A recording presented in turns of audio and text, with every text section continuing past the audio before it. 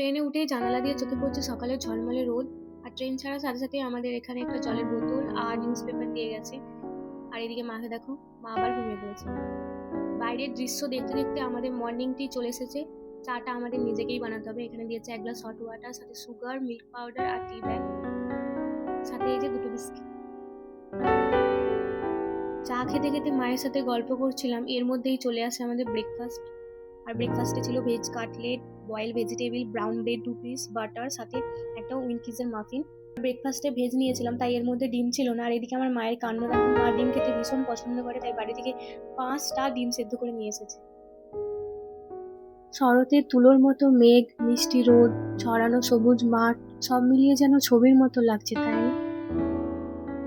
এখন চলে এসেছে লাঞ্চ। আর লাঞ্চে আমি ননভেজ নিয়েছিলাম আর মা ভেজ নিয়েছিল।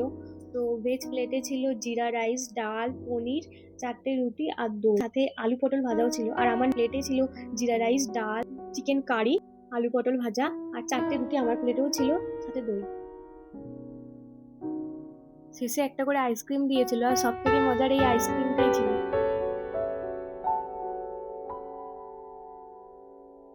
এই উইন্ডো ভিউটাই বন্দে ভারতের স্পেশাল চার্ম।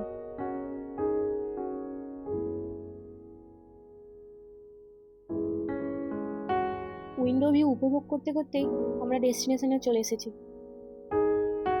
ফাইনালি এখন আমরা এনজেপি স্টেশনে। চলো এখন টাটা, দেখা হবে নেক্সট ভিডিওতে।